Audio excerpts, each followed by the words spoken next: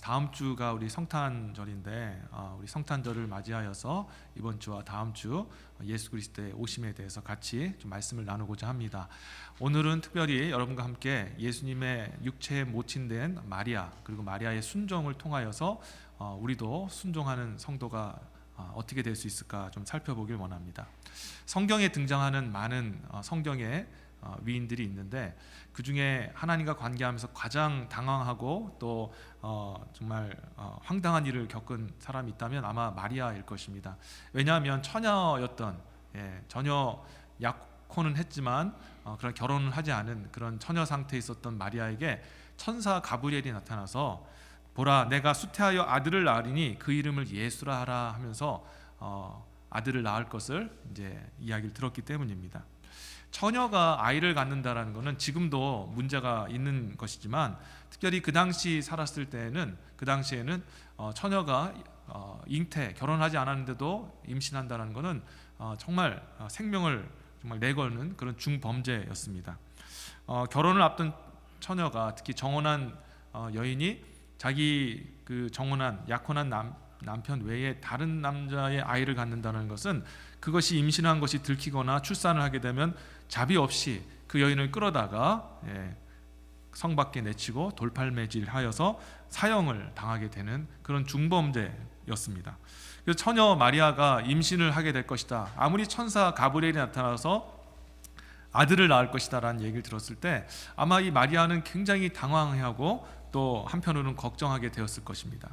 우리도 하나님 앞에 이런 혹시 요구를, 또 순종의 요구를 받는다면 우리도 마리아처럼 쉽게 결단할 수 있을까 생각해 보면 그건 아닌 것 같습니다. 왜냐하면 우리도 여러 가지 생각을 하지 않습니까? 내가 이 순종을 하면 과연 이 순종을 통해 내게 무슨 유익이 있을까? 혹시 순종하는 것을 통해 내가 손해를 보는 것은 아닌가? 이런 생각이 될 수도 있다는 것이죠.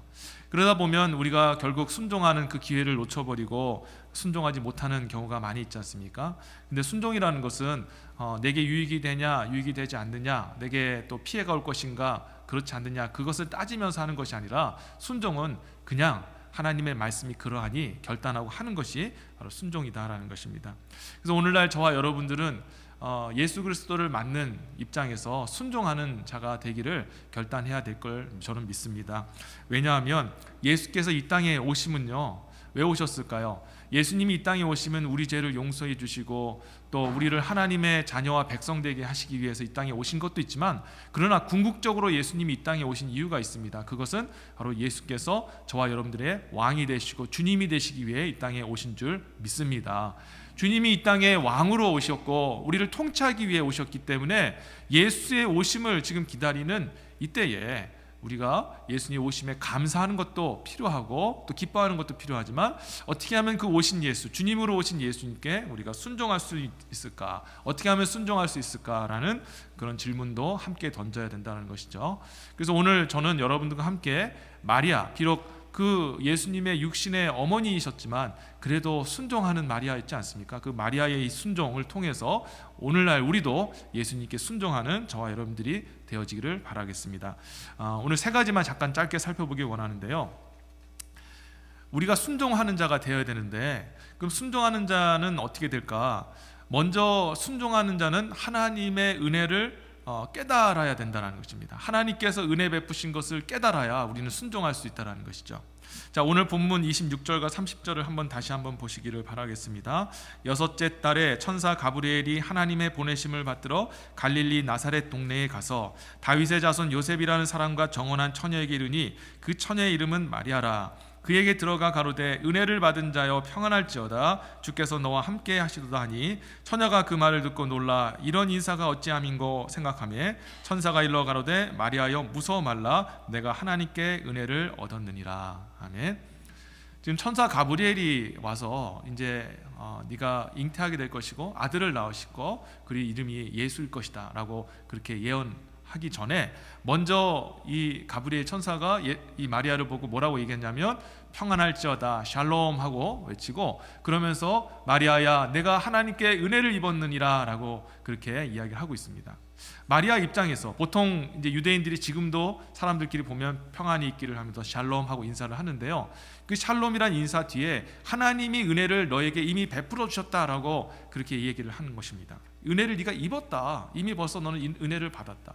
그럼 마리아 입장에서는 좀 의아해하지 않겠습니까? 아니 내가 무슨 은혜를 받았는가? 지극히 평범하고 내 삶에 아무 일이 일어나지 않았는데 내게 무슨 하나님의 은혜가 임했을까라고 생각이 들기도 했을 것입니다. 왜 그렇게 생각을 했을 것이냐? 왜냐하면 우리가 생각하는 은혜는 하나님께서 우리에게 무엇인가 좋은 거를 주신 것, 예를 들어서 우리의 그 고민과 문제가 해결이 된다든지, 아니면 우리의 그 소원과 간구하는 것들이 이루어지는, 다시 말해 우리 삶에 유익이 되어지는 것을 하나님의 은혜라고 그렇게 우리는 생각을 합니다. 그래서 내 삶을 뒤돌아보니까 별로 하나님의 응답도 없는 것 같고 또 내게 좋은 것도 주어지지 않은 것 같은데 과연 내가 은혜 받은 사람이 맞습니까? 라고 얘기를 하지만 하나님께서는 저와 여러분에게 너희는 모두 다 은혜 받은 사람이다 라고 말씀하고 계시더라는 거예요. 왜 그럴까요? 왜 하나님의 은혜와 우리의 은혜가 틀릴까? 우리는 우리의 유익이 있느냐 없느냐에 따라서 은혜 받았는가 받지 못했는가를 결정하지만 하나님은, 하나님이 생각하시는 은혜는 내가 너를 선택하였다, 내가 너를 불렀다라는 것을 통해서 하나님의 은혜가 정의되기 때문이라는 것입니다. 마리아는 평범한 여인이었습니다. 수많은 이스라엘의 여인들이 있었습니다. 그런데 그 여인 중에 마리아가 하나님의 아들을 이 땅 가운데 태어날 수 있도록 하나님의 특별한 선택을 받은 것입니다. 하나님의 그 아들의 그 모친이 되어지는 그 은혜를, 그 부르심을 받았다라는 것이죠. 이것이 하나님 입장에서는 은혜를 베풀어 주신 것이다라는 것을 여러분 기억해야 합니다. 이사야 45장 4절에 보면요, 하나님께서 바벨론 70년 동안 포로 생활했던 이스라엘 백성들을 다시 회복시켜 주시기 원했습니다. 하나님께서 그 계획하셨던 그 영광된 그 회복, 70년 바벨론 포로 생활을 끝내시고 다시 시작하시는 그 하나님의 영광된 그 일에 누구를 지명하여 세우셨냐면 이스라엘 백성이 아니라 놀랍게도 그 당시에 그 바사 왕이었던 고레스라는 왕을 세우셨습니다. 그래서 이사야를 통해서 고레스에게 이렇게 말씀하셨어요. 내가 나의 종 야곱, 나의 택한 이스라엘을 위하여 너를, 고레스 너를 지명하여 불렀나니 너는 나를 알지 못하였을지라도 나는 내게 칭호를 주었노라 라고 이렇게 말씀하십니다. 고레스 왕 입장에서 이사야 말을 들었을 때 이게 그렇게 감동이 되었을까요? 아니 나는 도대체 뭐 나한테 유익이 있다고, 내가 잘나서 내 권능과 능력으로 말미암아 내가 이 나라를 세웠고 바벨론을 멸망시켰고 내 자비로 말미암아 이스라엘 백성들이 자기 땅으로 돌아가게 됐는데 무슨 내게 은혜가 있느냐라고 생각했을지도 모릅니다. 그런데 하나님은 그렇게 얘기하지 않거든요.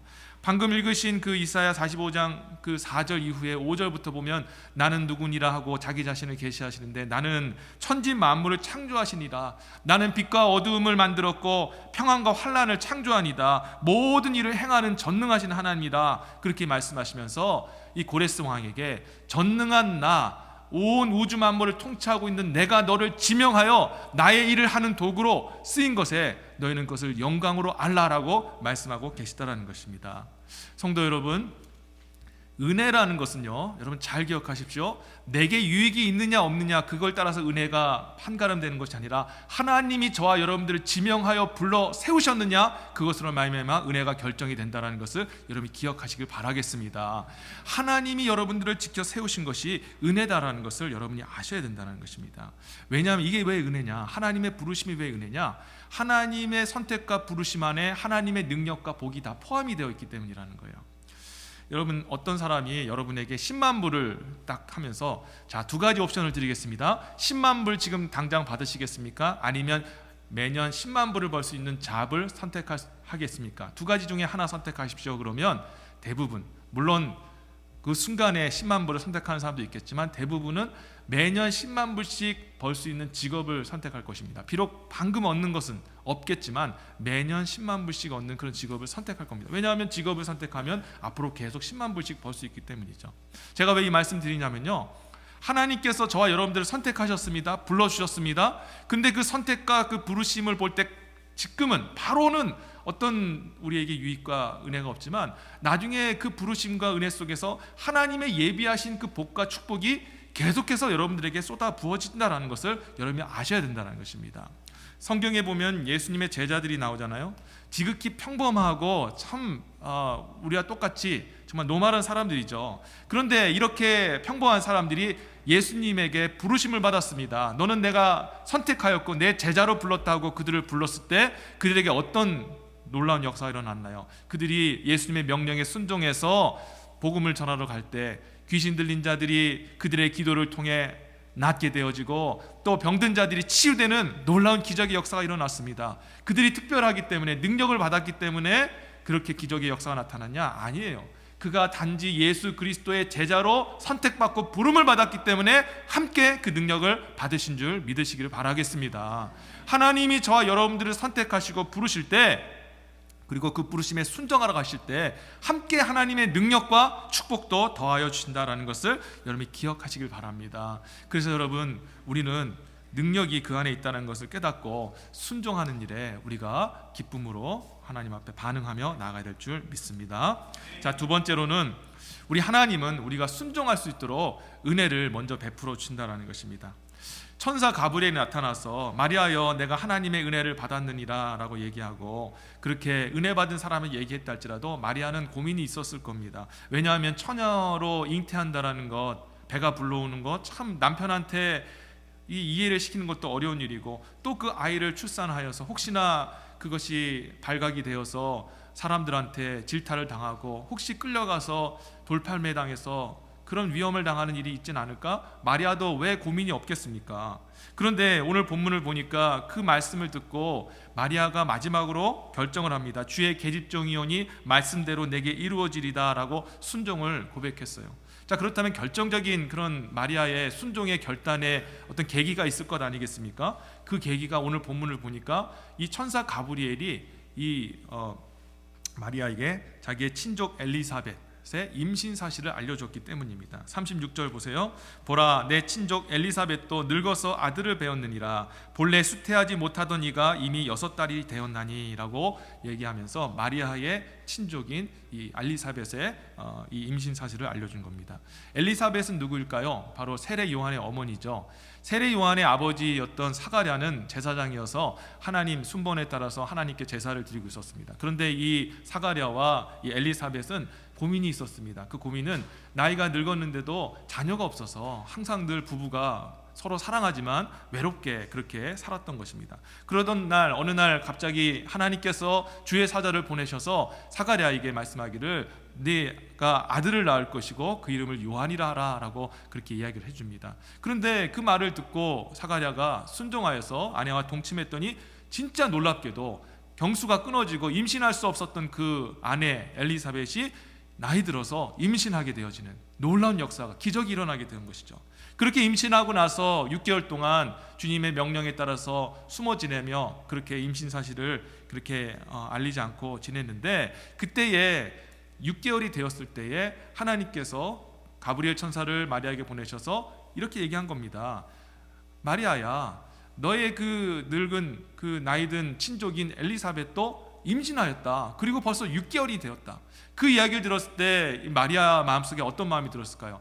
내가 하나님 말씀에 순종해야 되나 말아야 되나 고민하고 있었을 때에, 그때에 아니 나의 친족이었던, 나이 많으셔서 아이를 낳을 수 없는 나의 친족 엘리사벳이 임신하였다고, 벌써 6개월이나 되었다고 하면서 그 사실에 놀라하면서, 그렇구나, 이 천사 가브리엘이 얘기했던 것처럼 하나님의 말씀은 반드시 이루어진다라는 그 말씀을 믿음으로 받게 된 것입니다.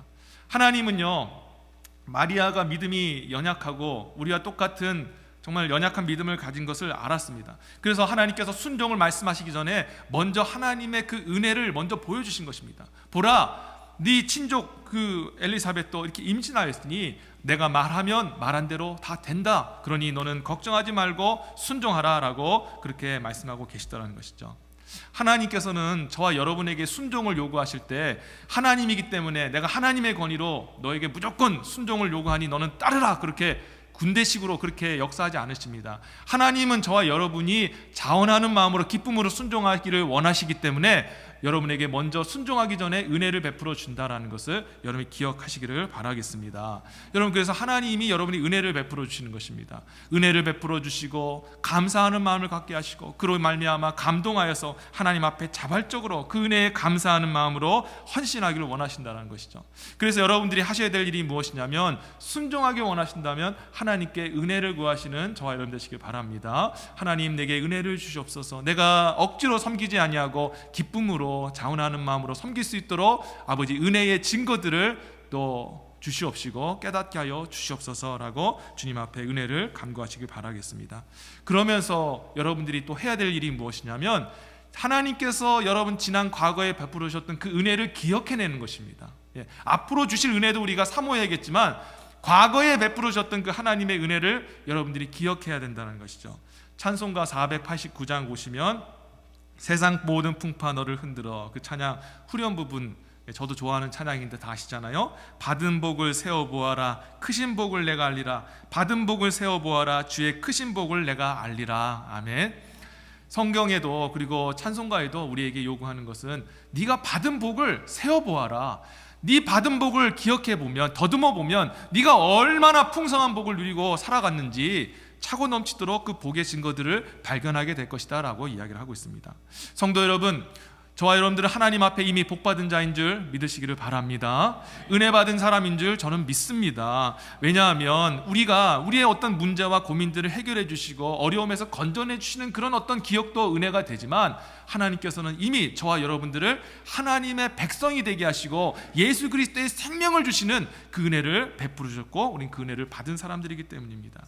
예수께서 이 땅에 오심으로 우리에게 어떤 은혜를 베풀어 주셨습니까? 우리 안에서 우리 힘으로 해결할 수 없는 이 죄의 문제, 아무리 드러내고 싶고 뜯어내고 싶어도 뜯어낼 수 없는 이 죄의 문제, 죄를 가지고 있으면 하나님께 심판받아 영원한 형벌 속에서 멸망을 당할 수밖에 없는 저와 여러분들이 죄의 문제가 해결되므로 어떻게 되었습니까? 하나님의 자녀가 되어지는, 하나님의 백성이 되어지는 축복이 주어지지 않았습니까? 그로 인하여 우리가 천국을 우리가 소유하게 되었고, 또 하나님의 백성과 자녀의 권세를 가지고 지금 필요하고 어려운 것들, 그리고 고민한 것들 주님 앞에 기도하며 주님 앞에 구할 때, 우리 하나님은 우리의 아버지 되시고 우리의 주님 되시기에 우리의 모든 기도를 들으시고 응답해 주시는 그런 은혜를 우리가 받고 있지 않습니까? 하늘에 속한 그런 축복, 우리가 천국에서 누릴 복들을 우리가 기도할 때 미리 끌어다가 쓸 수 있는 복을 저와 여러분들이 받은 것입니다. 왜요? 예수 그리스도께서 이 땅에 오셔서 저와 여러분들을 구원해 주셨기 때문인 줄 믿습니다. 그리고 예수께서 십자가 달려 죽으심으로 그의 생명이 저와 여러분 가운데 주어지지 않았습니까? 그래서 우리는 죄 가운데 죽어서 이 세상에 존재하지 않는 존재가 이제는 예수 그리스도의 영생을 받아 생명을 받아서 영생하는 존재가 되게 되었다는 것이죠. 여러분, 우리는 하나님 앞에 이미 어마어마한 복을 받게 된 줄 믿으시기를 바랍니다. 여러분들이 하나님께 은혜를 구하면서 살아야겠지만, 한편으로는 우리에게 주신 예수 그리스도를 통해 주신 이 은혜를 기억하고 감사하고 그것에 감격하는 저와 여러분들이 되시기를 바라겠습니다. 그 은혜를 생각하면 여러분 마음속에 내가 순종하고자 하는 그런 열망이 생겨나는 것입니다. 순종하기 원하십니까? 받은 은혜를 기억하시며 주님 앞에 나아가시는 저와 여러분 되시기를 바라겠습니다. 자, 마지막으로 드리고 싶은 말씀은, 순종은 우리의 결단, 믿음의 결단을 통해서 마무리된다는 것입니다. 천사 가브리엘이 37절에 대저 하나님의 모든 말씀은 능치 못하심이 없느니라 라고 말하면서 이제 하나님의 성령으로 잉태되고 아들을 낳을 것이며 그 아들을 통해 하나님의 크신 역사를 이루신다는 것을 믿어야 된다라고 그렇게 가브리엘이 말합니다. 그러자 38절에서 마리아가 가로되 주의 계집종이오니 말씀대로 내가 이루어지리다 하매 천사가 떠나가니라. 아멘. 마리아가 결국에는 하나님의 그 영광스러운 그 하나님의 그 구원의 놀라운 일들을 할 수 있도록 마지막에 결단을 했기 때문에 역사가 일어난 것입니다. 아무리 마리아가 은혜를 받고 많은 증거들을 받았다 할지라도 결국 마리아가 순종하지 않으면, 자기 자신을 내놓지 않았다면 이 땅에 예수님은 오지 못했을 것입니다. 그러나 결국 마지막에 마리아가 순종함으로 예수 그리스도께서 이 땅에 오실 수 있었다는 것이죠. 순종은 생각하고 고민하는 것으로 이루어지는 것이 아닙니다. 순종은 결단함으로, 그리고 그 순종하는 것을 행할 때 하나님의 크신 역사가 일어나게 된다는 것을 여러분 아시기를 바라겠습니다. 여러분, 마리아가 얼마나 고민이 많았겠습니까? 처녀로 임신한다라는 것, 그리고 또 아들을 낳는 것, 그로 인해서 생길 그런 어떤 처벌, 그로 인한 두려움들, 그 모든 것들이 있었지만 하나님께 다 맡겨드린 겁니다. 하나님 맡겨드립니다. 하나님, 주님께 모든 것을 맡겨드리고 저는 순종하겠습니다. 이전 것 이런저런 것 따지지 아니하고 순종하겠습니다 하고 순종의 결단을 한 겁니다. 근데 그것을 통해 역사가 일어나게 되었죠. 성도 여러분, 하나님께서 우리에게 순종을 요구하실 때 여러분, 그 순종의 기회를 절대 잃어버리지 않게 되시기를 다시 한번 주의 이름으로 축원드립니다. 여러분, 우리가 평생에 하나님께서 얼마나 우리에게 순종의 요구를 하실까요?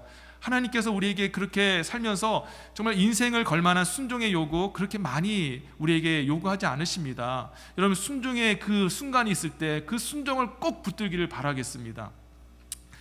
여러분, 열왕기하 13장 14절부터 21절에 보면은 엘리사 선지자가 이게 나이 들어서 병들어서 죽게 되었습니다. 그래서 이제 조금 있으면은 세상을 떠날 상황이었는데, 그때 엘리사 선지자를 존경했던 이스라엘 왕 요아스가 마지막으로 엘리사에게 문병을 오고 그 마지막을 함께하길 원했습니다. 그렇게 자기에게 와서 병문안하고 자기를 사랑하는 마음을 표현했던 그 요아스 왕에게 엘리사는 은혜 베푸길 원했습니다. 그래서 그 요아스 왕에게 말하기를, 왕이시여, 가서 활과 화살을 가져오십시오. 그리고 동편문을 여시고 왕이 원하시는 만큼 활을 쏘시길 바랍니다. 그래서 그 말을 듣고 이 요아스가 활을 쏘았습니다. 근데 3번을 활실을 잡고 3번을 쏘았습니다. 자, 그러자 활실을 내려놓은 그 요아스를 향해서 엘리사 선지자가 뭐라고 얘기했냐면, 잘하였습니다, 그렇게 말한 것이 아니라, 아니 어찌하여 3번만 쏘셨습니까? 최소 5번은 활을 쏘셨어야만 했습니다. 그리했더라면 왕이 아람을 진멸하도록 치게 되었거나 3번만 그리했으니 이제 왕은 아람을 딱 3번만 치게 될 것입니다 라고 얘기를 하는 겁니다. 원래 하나님께서 이 엘리사를 통해서 아람을 칠 수 있는 그 마지막 그 축복을 주시기를 원했거든요. 그런데 믿음으로 분명히 이것이 하나님께서 엘리사 선지를 통해서 하나님께서 내게 뭔가 좀 좋은 걸 주시려고 하는구나 하고 순종하고 담대하게 5번, 6번을 이렇게 쏘았으면 되었을 텐데, 이 요아스는 순간 마음에 두려움이 찾아오고 걱정했던 것입니다. 그러다 결국에는 소심하게 3번만 쏘고 말았던 것이죠. 그걸 안타까워했던 것입니다. 하나님께서 당신에게 주어진 이 소중한 기회를 어찌 이렇게 3번밖에 사용하지 않으셨습니까? 최소 5번은 쐈어야 되는 것 아닙니까? 라고 안타까워하는 그런 엘리사의 모습이 기록이 되어 있습니다. 이 이야기를 들었을 때 요아스 왕이 얼마나 가슴을 치면서 통안했을까요? 하나님이 내게 주신 평생의 한 번의 기회인데, 내 마음의 그 최고의 고민이고 정말 우리 모든 민족의 위기 중의 위기였던 이 아람 군대를 몰아낼 수 있는 그 마지막 기회였는데 내가 그 기회를 놓쳤구나 하면서 아마 땅을 치면서 후회했을 것이라는 것입니다. 하나님께서 여러분에게 순종의 그런 기회를 주실 때 그 순종을 반드시 붙드시는 저와 여러분 되시기를 바랍니다. 하나님께서는 여러분에게 순종할 때 여러분의 인생을 고난하고 고통스럽게 하려고 순종을 주시는 것이 아니라, 순종을 통해서 하나님의 크신 일을 이루시고 영광을 받으실 뿐만 아니라 저와 여러분들에게 복을 주시기 위해, 은혜를 베풀어 주시기 위해 순종을 요구하고 계시다는 것을 여러분이 아셔야 됩니다. 너희를 향한 나의 뜻은 내가 하나니 재앙이 아니라 평안이요 너희 장래에 소망을 주려 하는 것이니라. 예레미야를 통해 주신 하나님의 말씀입니다. 하나님께서 여러분에게 주시고자 하는 것은 소망입니다. 평안입니다. 승리입니다. 복받는 것입니다. 그러기 위해서 하나님께서 여러분에게 순종을 요구하시는 것입니다. 이 순종의 기회를 여러분 절대 놓치지 않기를 바랍니다. 마리아가 가브리엘에게, 죄송합니다, 제가 부담되어서 못하겠습니다, 저는 그냥 남편을 통해서, 성령이 아니라 남편을 통해서 자녀 낳고 평범하게 살기를 원합니다 했으면 그 기회는 다른 여인에게 갔을 것입니다. 그러나 이 마리아는 하나님 앞에 결단했습니다. 주님의 말씀이 오니 내가 순종하겠습니다라고 결단하고 순종했을 때 예수 그리스도 하나님의 아들을 이 땅에 나오시고 이 모든 우주 만물을 구원하시는 그 구원자를 이 땅에 오게 하는 일에 쓰이는 하나님의 그 영광의 구속의 놀라운 역사에 가장 중요한 역할을 한 그런 인물로 하나님 앞에 쓰임받을 수 있게 되었다라는 것입니다. 성도 여러분, 순종의 기회 있을 때 여러분 절대 놓치지 않는, 저와 여러분 되시기를 주의 이름으로 축원합니다. 자, 이제 말씀을 맺겠습니다.